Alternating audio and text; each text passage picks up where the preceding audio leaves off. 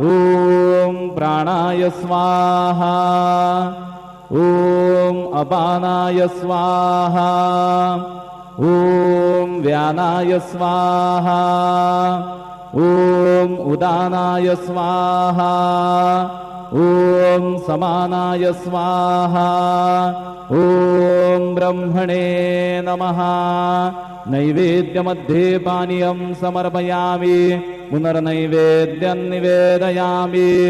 ॐ प्राणाय स्वाहा ॐ अपानाय स्वाहा ॐ व्यानाय स्वाहा ॐ उदानाय स्वाहा ॐ समानाय स्वाहा ॐ ब्रह्मणे नमः।